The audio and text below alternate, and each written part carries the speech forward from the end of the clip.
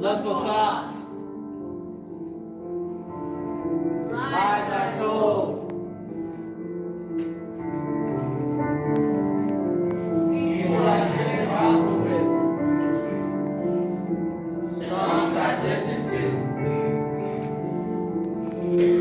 things I've done in my ear,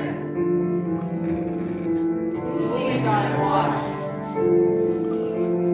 friends I've betrayed.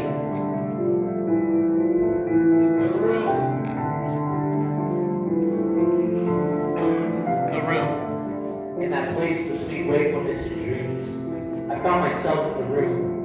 There was no distinguishing features, save the walls covered with small index card files. They were like the ones in the libraries that list the titles by author or subject in alphabetical order. But these files, which stretched from floor to ceiling, seemingly endlessly in either direction, had very different headings. As I drew near the walls of the files, the first to catch my attention was one that read, "People I've liked." I opened it and began flipping through the cards. I quickly shut it, shocked to realize that I recognized the names written on each one. And then, without being told, I knew exactly where I was. This lifeless room with its small files was a crude catalog system for my life. Here were written the actions of my every moment, big and small, and detail my very memory could not even match. A sense of wonder and curiosity coupled with horror stirred within me as I began randomly opening files and exploring their content. Some brought joy and sweet memories, others a sense of shame and regret, so intense that when I looked over my shoulder to see if anyone was watching, a file named Friends was next to the one marked Friends I Betrayed. The titles ranged from the mundane to the outright weird. Books I've read, lies I've told, comfort I've given, jokes I've laughed at. Some were almost hilarious in their exactness. Things I've yelled at my brothers, others I could not laugh at. Things I did in my anger, things I muttered under my breath at my parents. I never ceased to be surprised by the contents. Often there were more cards than I expected.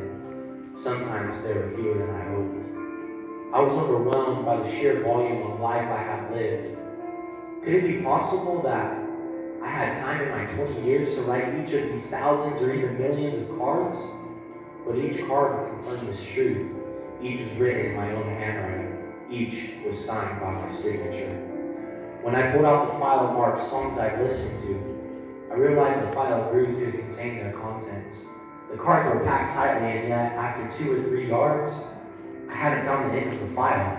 I shut it shame, not so much by the quality of music, but more by the vast amount of time I knew that this file represented.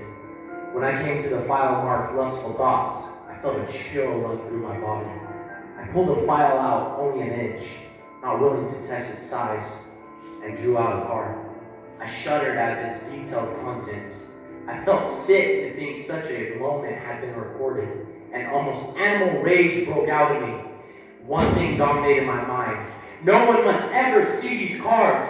No one must ever know this room exists. I have to destroy them. In an insane frenzy, I yanked out the file. Its size did not matter now. I had to empty and burn the cards, but as I took it out one end and began pounding it on the floor, I did not dislodge a single card. I became desperate and pulled out a card, only to find that it was the strongest still when I tried to tear it. Defeated and utterly hopeless, I returned the card to its slot. Leaning my forehead against the wall, I let out a long, self-pitying sigh. And then I saw it. The title bore, People I've Shared the Gospel With. The handle was brighter than those around it, newer and almost unused. I pulled on its handle, and a small box not more than 3 inches long fell into my hands. I could count the cards it contained on one hand. And then tears came. I began to weep. Sobs so deep that hurt started in my heart and stomach and shook through me. I fell to my knees and cried. I cried out in shame from the overwhelming shame of it all. The rows of file shelves swirled in my tear-filled eyes. No one must ever know of this room. I must lock it up and hide the key. But then as I pushed away the tears, I saw him. No, please, not not him, not here, oh anyone but Jesus.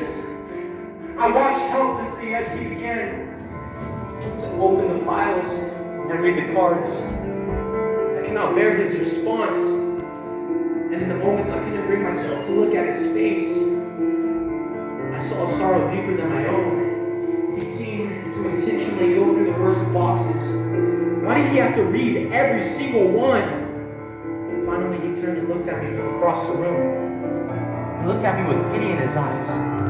But this was a pity that did not anger me. I dropped my head and covered my face with my hands. I began to cry. He walked over and put his hands around me. He could have said so many things, but he didn't say a single word. He just cried with me. And then he got up and walked back to the files. Started at one end of the room and took out a file. And one by one, began to sign his name over mine on each card. No!